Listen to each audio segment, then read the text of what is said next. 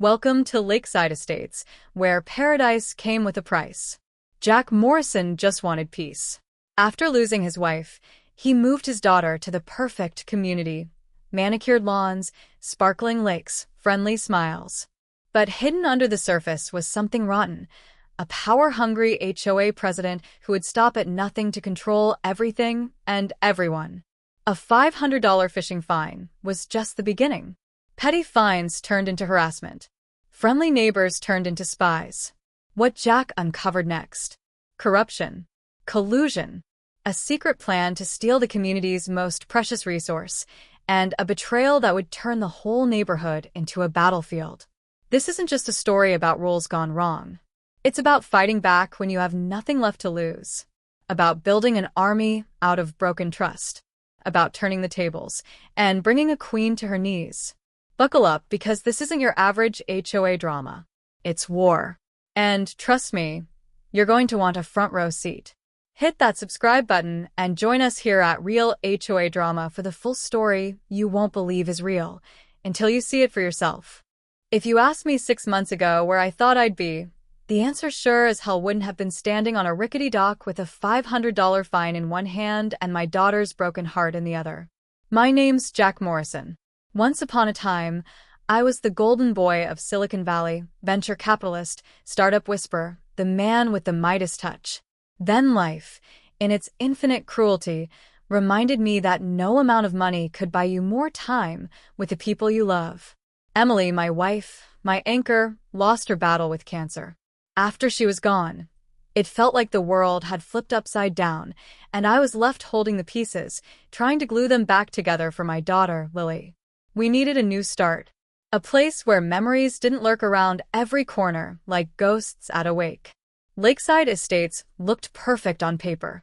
Manicured lawns, postcard-perfect homes, and a sparkling 6-acre lake right at the heart of it all. Water, Emily had always said, had a way of soothing wounded souls. I figured maybe it could heal us too. I couldn't have been more wrong. It was a crisp Saturday morning, the kind that smells like fresh-cut grass and second chances.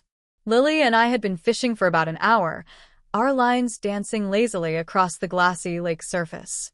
She caught a bluegill, small, feisty, perfect, and for the first time in weeks, I saw her smile. A real one. Not the strained, brittle thing she wore like armor since the funeral. No, this smile reached her eyes. It cracked my heart wide open just looking at it. And then came the voice.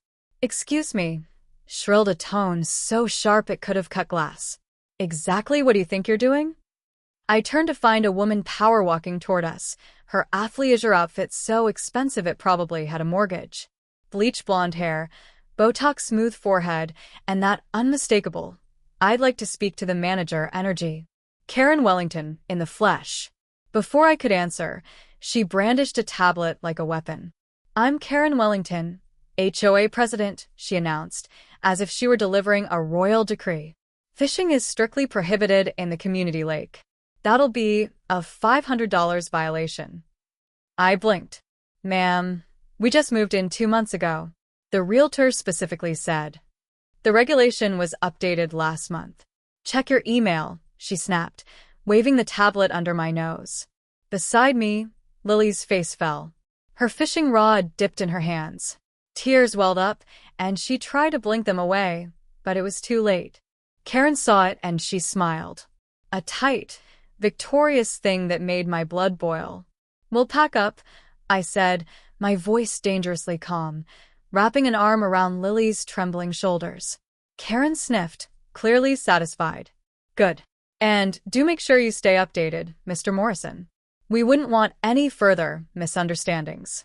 I watched her strut away, her designer sneakers barely bending the grass underfoot. Every instinct in me screamed to fight, to argue, to tell her exactly where she could stick her HOA violation. But when Lily leaned into me, quietly crying, I knew my priorities. That night, after tucking Lily into bed with promises of pancakes and a movie marathon, I sat alone at the kitchen table, staring out at the lake glinting under the moonlight. Karen thought she'd won. Thought a little fine and a lot of arrogance would drive us back into our house, tails between our legs. She didn't know who she was dealing with. In another life, I negotiated billion-dollar deals with men who would eat Karen Wellington for breakfast. If she wanted to fight over this lake, over my daughter's right to find joy again, then I'd give her one. And God help her, because I had nothing left to lose. Some men look under rocks and find bugs. I looked under my HOA and found something much, much uglier. After the fishing fine debacle, I wasn't about to sit around waiting for Karen Wellington to serve me another slice of suburban tyranny. I cracked open a fresh notebook, poured a cup of bitter black coffee, and started digging. If living 15 years in the cutthroat world of venture capital had taught me anything, it was this: follow the money. And oh boy, did it lead somewhere interesting. Turns out, the picturesque little lake that anchored Lakeside Estates, the one Karen guarded like a junkyard dog, wasn't even owned by the HOA. It belonged to Meridian Development Corporation, the original developers. HOA had simply been leasing the recreational rights under a 30-year agreement, which, fun fact, was about to expire in less than 2 months. Somehow, nobody ever thought that tidbit deserved a mention at the neighborhood barbecue. But it got better, or worse, depending on your tolerance for corruption. Karen wasn't just some uptight busybody obsessed with grass length and mailbox colors. No, she had plans. Big, shiny, waterfront luxury home-sized plans. She was already in private negotiations to buy the lake herself, not on behalf of the community, but for her own private real estate company. Picture a small army of McMansions sprouting up where kids used to fish and neighbors walked their dogs. The lake wasn't about the environment or community standards. It was about money. Lots of it. I was still digesting this sour nugget of information when I met Thomas Green. Picture Atticus Finch after a few extra decades and a slightly more sarcastic sense of humor. Thomas was a retired attorney who lived 3 houses down, the kind of man who had more leather-bound law books than throw pillows. We met when I caught him eyeballing my lawn like he was sizing up a deposition. "Jack Morrison, right?" he said, squinting against the sun. "Heard you ran afoul of Her Majesty Karen." I chuckled. Word travels fast around here. Thomas leaned in conspiratorially. Fast and sideways. "You want the full story? You should come by for a drink." I did. And what a story it was. Over 2 fingers of excellent bourbon, Thomas laid it all out. Karen had been consolidating power for years, finding anyone who didn't toe her invisible line, scaring people into selling cheap, then watching as mysteriously connected buyers swooped in. She wasn't running a neighborhood. She was running a slow-motion, hostile takeover. And Thomas wasn't the only one who had noticed. Enter Samuel Brooks, another neighbor with a few scars of his own. Samuel was a retired bank executive, sharp as a tack, and smooth enough to sell ice to an Eskimo. He kept records, meticulous ones. Violations issued, fines assessed, properties foreclosed.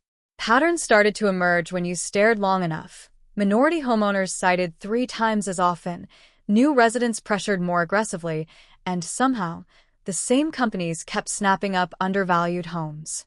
It wasn't just about being annoying. It was about engineered failure.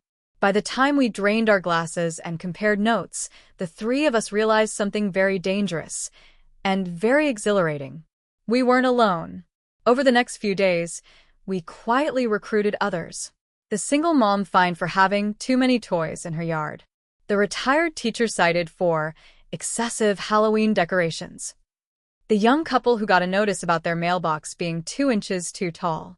We called ourselves the Lakeside Alliance in private, half joking, half praying we wouldn't need the name in public. We didn't know it yet, but we were building an underground rebellion. One quiet conversation, one whispered complaint at a time. Karen ruled through fear. We were about to introduce her to something even more powerful: righteous, well-organized rage. The funny thing about building a rebellion? It starts off feeling a lot like planning a barbecue, except instead of burgers and beers, you're handing out spreadsheets and background checks. Thomas Green and Samuel Brooks weren't just angry retirees with time on their hands. They were organized, methodical, and just petty enough to keep records on every dirty little trick Karen Wellington had pulled over the last 8 years.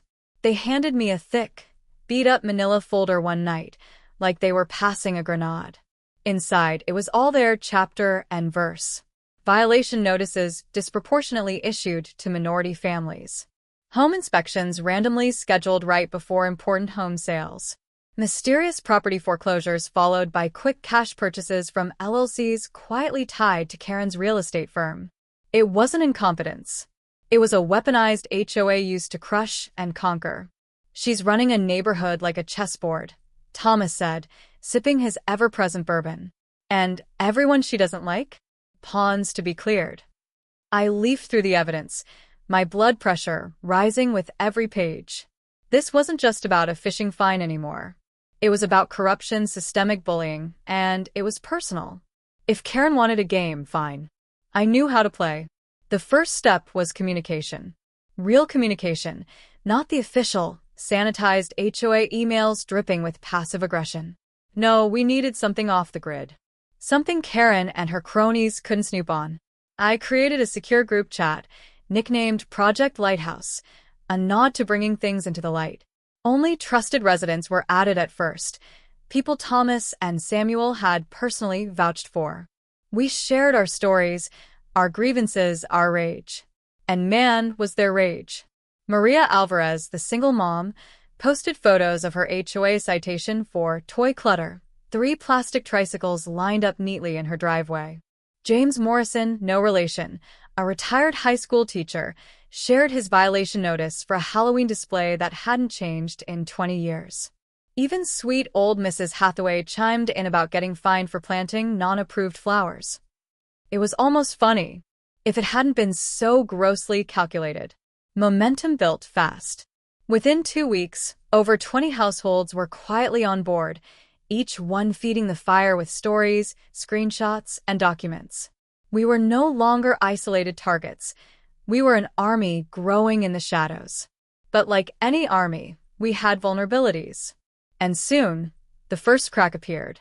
Late one night, after another strategy session in the chat, I noticed something odd. A citation notice popped up on my email, just hours after I'd shared plans for our next quiet meeting. Coincidence? Maybe. Except Maria got one too. And so did James. All within 12 hours. Too targeted. Too precise. I scrolled back through the chat history, feeling the hairs on the back of my neck stand up. Someone inside Project Lighthouse was leaking. The betrayal hit harder than I expected. I had built my whole life and my whole fortune on reading people, spotting liars, sniffing out cons. And now, here I was, with a mole breathing in the same digital space as us.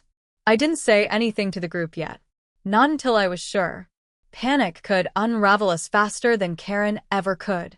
Instead, I poured myself another coffee, strong enough to melt steel, and started building another spreadsheet.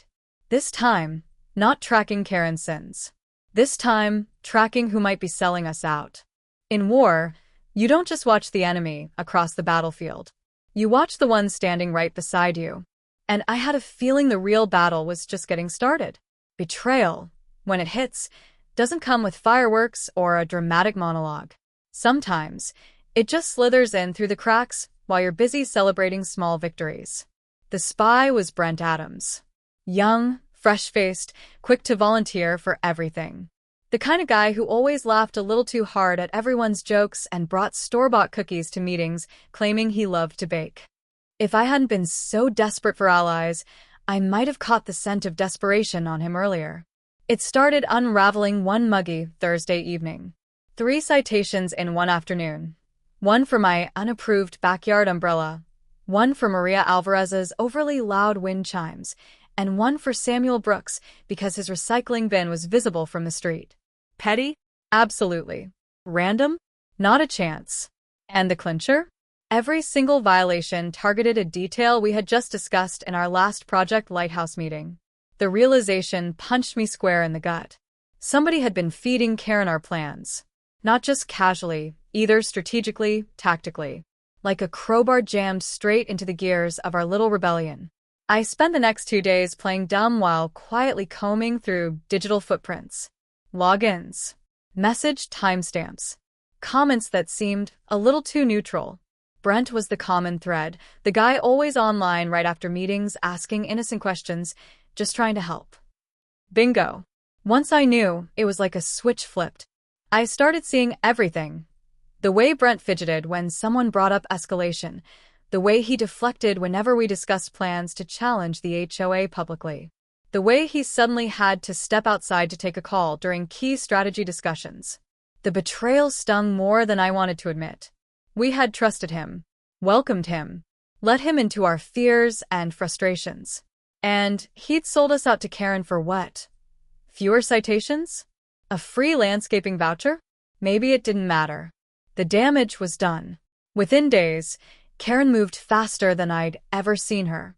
New HOA regulations rolled out with ruthless efficiency. No parking in driveways overnight without prior approval. No outdoor furniture that didn't match community aesthetic standards, whatever that meant. A brand new community compliance officer, appointed, Karen's best friend's son, conveniently. Fines rained down like biblical plagues. If you so much as breathed wrong near a mailbox, expect a letter on your doorstep the next morning demanding $100. The message was clear: submit or suffer. For a moment, I almost considered folding. Almost. But then I remembered the look on Lily's face the day Karen humiliated her at the lake. I remembered Emily's words, scribbled in that fading letter, about standing up for what mattered even when it felt impossible. Giving up wasn't an option. I pulled the group leaders aside, Thomas, Samuel, Maria, James, and explained the situation. Quietly, carefully, without sparking panic. We agreed, Project Lighthouse would go dark for now. No more mass chats. No more group discussions. From here on out, we'd operate in cells, small clusters of residents meeting privately, passing along information like spies in some suburban version of the French Resistance. It wasn't glamorous. It wasn't safe. But it was necessary. We'd underestimated Karen. We wouldn't make that mistake again. If she wanted to turn this neighborhood into a battlefield, fine. She just forgot one thing about underdogs. When you corner them, when you beat them down and kick dust in their face, they fight smarter. And now we were about to fight like hell. If Karen thought a few violations and a rat in our ranks would scare me off, she didn't know Jack Morrison. Literally. While the rest of the neighborhood tiptoed around her like she was the Queen of Hearts in a HOA-themed wonderland, I was busy plotting something a little more permanent. Buying the lake. The idea had been simmering ever since Thomas and Samuel uncovered the expiring lease. Now it boiled over into action. If Meridian Development Corporation was as broke as their tax filings hinted, they'd sell to whoever showed up with a big enough check, and fast. So I made a call. Tom Branson, Meridian's exhausted-looking property manager, answered after 3 rings. He sounded like a man who'd lost 3 deals, 2 assistants, and maybe a little faith in humanity that week. "We're looking to move non-core assets quickly," he said after I explained my hypothetical interest in the lake. "Cash buyers take priority." Cash I had. Time I didn't. But neither did Karen Wellington. And she must have smelled blood in the water, because the moment whispers of my interest leaked, probably courtesy of our friendly neighborhood spy, Karen launched her own counterattack. First, she hired an aggressive attorney who sent me a delightfully condescending letter accusing me of reckless endangerment of community property and threatening civil action. The crime? Allegedly polluting the lake with hazardous materials during my unauthorized fishing activities. No evidence. No witnesses. No shame. Then, she started showing up at community meetings, wringing her hands dramatically and whispering to anyone who'd listen about how certain newcomers didn't respect environmental stewardship. Classic Karen. When in doubt, throw mud and pray it sticks. But see, when you live in the world of venture capital long enough, you learn an important lesson. When someone throws dirt, you don't just dodge it. You dig up the whole damn foundation. I hired an independent environmental firm, legit experts, no ties to anyone in the community. They spent a week testing the lake water, sediment, surrounding soil. The results were worse than I imagined, but not for me. Years of unchecked fertilizer runoff from HOA-approved landscaping had caused massive nitrate buildup. Algae blooms. Fish struggling with low oxygen levels. If anyone was guilty of environmental negligence, it was Karen's precious HOA. Meanwhile, Lily was brewing her own kind of storm. One afternoon, while I was neck-deep in emails with environmental consultants, Lily wandered into the living room, phone clutched tight in her hand, a conspiratorial grin lighting up her face. "Dad," she whispered, "you have to see this." Turns out Karen had decided to hold a private HOA meeting, invite only for her inner circle, no paper trail. It was supposed to be off the record. Problem was, she hadn't noticed the teenage girl helping her friend's mom set up snacks, or the phone tucked into Lily's hoodie, recording everything. And, oh, what a recording it was. Karen, in full queen bee mode, casually discussing plans to tighten the screws on undesirable residents, laughing about how easy it was to push people out once you flood them with fines. Even mentioning her real goal, securing exclusive lake access for her future development. It was all there. Raw. Unfiltered. Damning. When the video ended, I just sat there for a second, stunned into silence. Then I laughed. Loud and hard. The kind of laugh that feels like fresh oxygen after being underwater too long. My kid. My brilliant, brave Lily. While I was busy fighting Karen's dirty wars above ground, she had just handed me the nuclear codes. The gloves were off now, and Karen Wellington had no idea what was coming for her. Negotiation is an art. Sometimes it's slow and methodical, a careful dance of numbers and egos. Sometimes it's a bare-knuckle brawl where the last man standing gets the prize. This was war. I sat across from Tom Branson, the Meridian executive, in a nondescript conference room that smelled like stale coffee and old carpet glue. Between us sat a single manila folder, the future of Lakeside Estates compressed into a stack of legal contracts, and a lot of zeros. "I'll be straight with you, Mr. Morrison," Tom said, rubbing his temples like he was one bad meeting away from a midlife crisis. Wellington Properties made an offer. Complicated financing structure. Payment over 18 months. He looked up, tired and cautious. "What are you offering?" I leaned forward, dropped the bomb without a blink. $350,000. Cash. 7-day closing. Tom froze. Then, bless him, he actually blinked twice, like he thought he misheard me. "You serious?" "Dead serious," I said. "No contingencies. No investor committees. No games." He exhaled long and low. "You'll have an answer within 48 hours. I left the building with my pulse hammering in my ears. On the surface, I was calm. Inside, it felt like strapping myself to a rocket and lighting the fuse. This was it. The move that would either save my daughter's future here or blow everything to hell. That night, back home, I sat alone in the garage, the place Emily and I had always called the thinking room, surrounded by half-finished projects, old camping gear, and the echo of a life built together. I wasn't sleeping. Not much, anyway. Nerves. Doubts. Memories. They swirled around my mind like smoke I couldn't clear. I reached blindly into a dusty old storage bin, pulling out a random armful of stuff, photo albums, concert tickets, a yellowing envelope tucked between a dog-eared book and a cracked ceramic coffee mug. My heart kicked when I saw it. Emily's handwriting. Jack, it said on the front. No date. No explanation. Hands trembling slightly, I slid the letter free and unfolded it. "If you're reading this, you must be facing something hard. You always did carry the weight of the world like it was yours alone to bear. I want you to remember something. The best parts of you, the stubbornness, the fire, the fierce loyalty, are what built the life we had.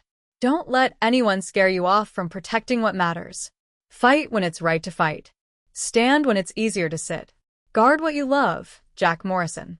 You always knew how to fight for the things worth keeping. I love you. I believe in you. Always. Emily." By the time I finished reading, the garage was swimming in the soft, blurry edges of unshed tears. I pressed the letter to my chest, breathing in the ghost of her voice, her stubborn hope, her absolute faith in me. She would have loved this fight. Not for revenge. Not for ego. But because it was about protecting something pure, something real. The next morning, I walked into Meridian's office with the contract already signed. Tom met me at the door, a faint, knowing smile on his face. "Congratulations," he said simply. "The lake is yours." I shook his hand, feeling a weight lift from my shoulders, a weight I hadn't even realized I'd been carrying since the day Emily took her last breath. This wasn't just about a patch of water and grass.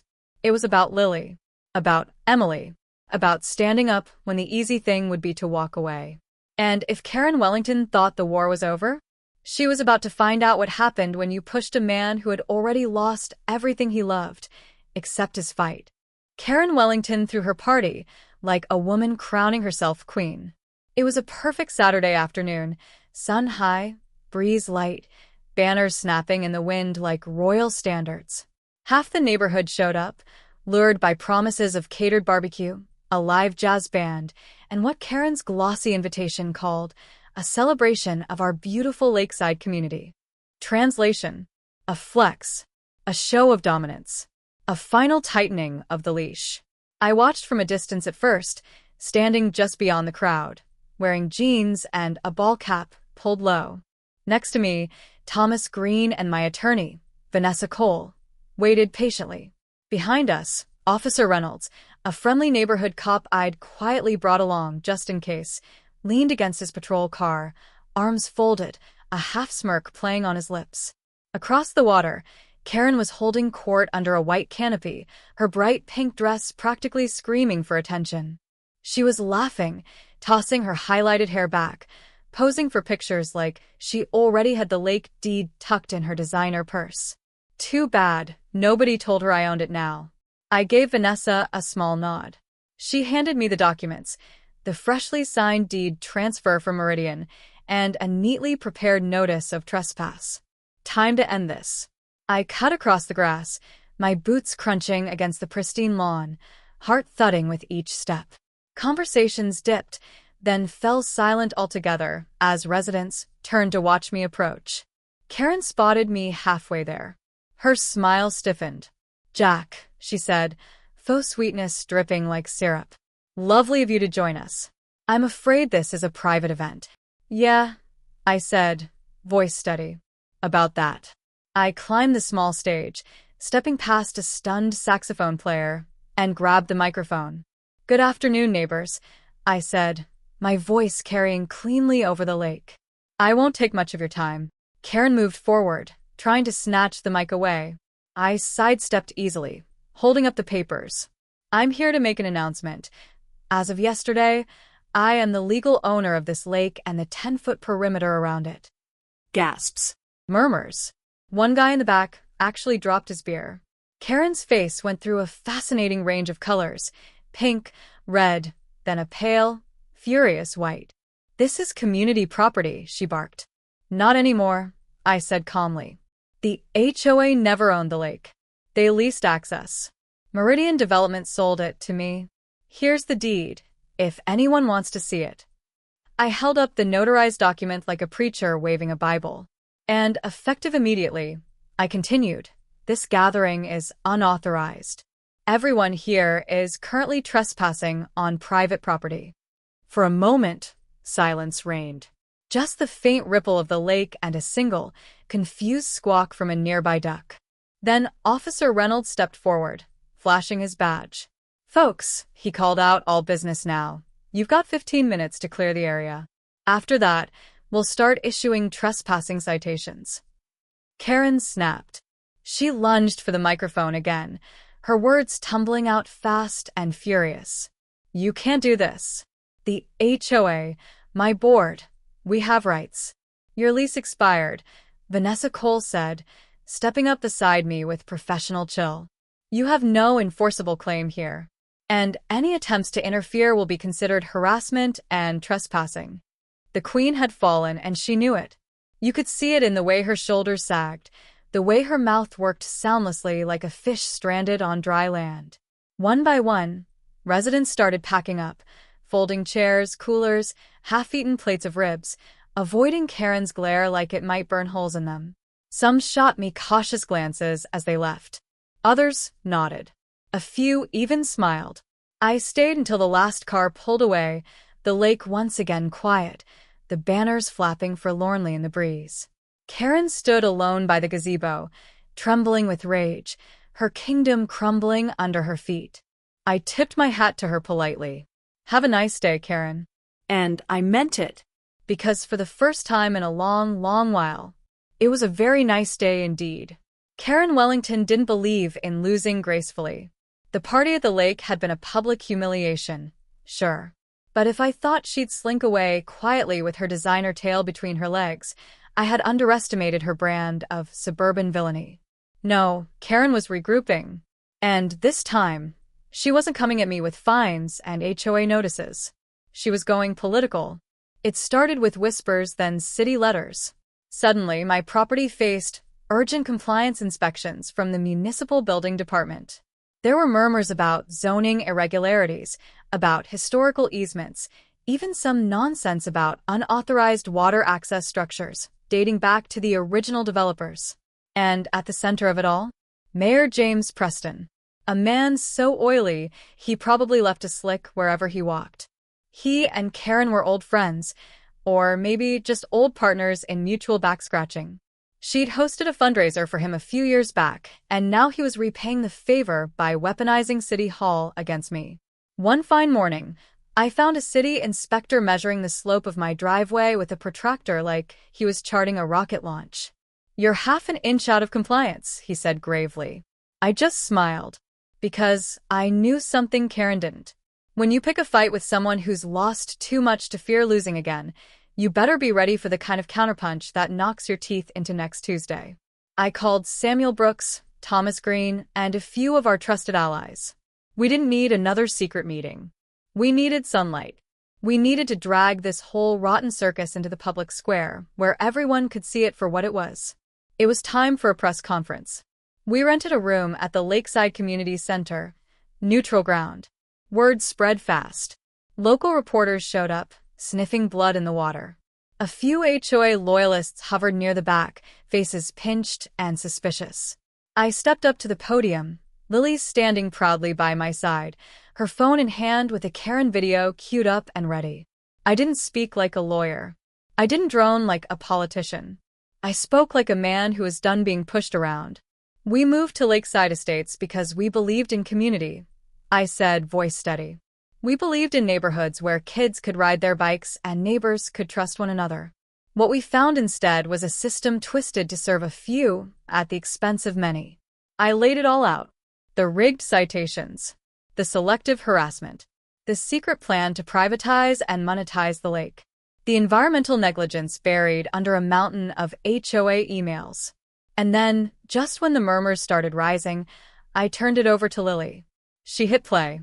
Karen's voice filled the room, dripping with smug contempt as she joked about pushing the undesirables out and reshaping the community.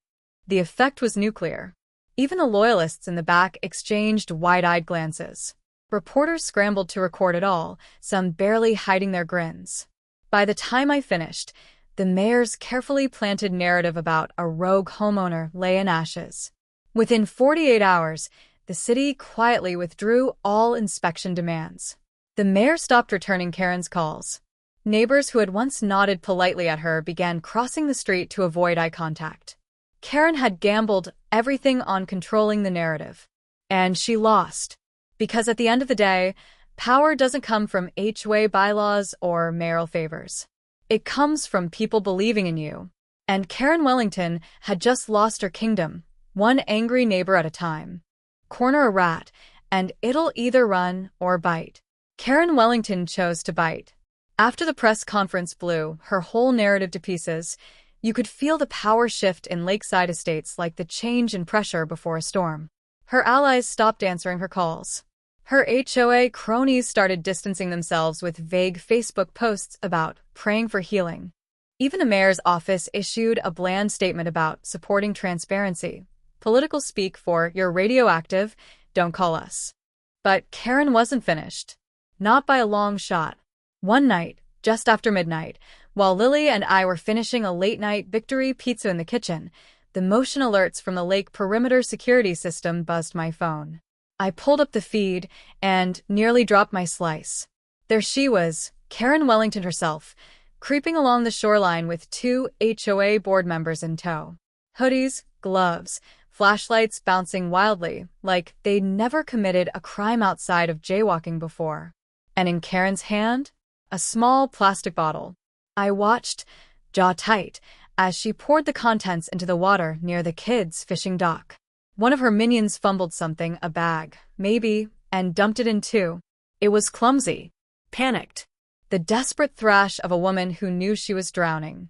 I called Officer Reynolds before the footage even finished uploading to cloud storage.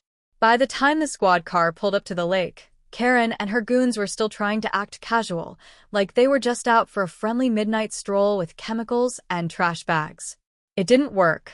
Officer Reynolds reviewed the footage on site, sighed like a man who was tired of babysitting lunatics, and placed Karen under arrest for trespassing and attempted environmental contamination. It was a surreal sight. Karen Wellington, queen of Lakeside Estates, getting cuffed under the harsh beam of a patrol car's headlights, shrieking about how this was all a misunderstanding, and she had rights. Not tonight, Karen. Not anymore. The fallout came faster than I expected. The very next morning, the footage hit social media, courtesy of some tech-savvy residents tired of Karen's reign of terror. It spread through the neighborhood like wildfire, faster than HOA violation notices ever could. Parents gasped. Retirees clutched their pearls. Even the HOA loyalists couldn't spin this one. Within 72 hours, an emergency HOA meeting was called, not by Karen, but by a quorum of furious residents. The once rigid boardroom now looked like a war zone. Angry faces, shouted accusations, old grievances boiling over like a pot left too long on the stove. Thomas Green stood up first, voice cutting through the noise like a blade. I move that we disband the current HOA board pending full investigation and re-election. The applause nearly shook the drywall loose. The vote wasn't even close. Karen's entire council crumbled overnight.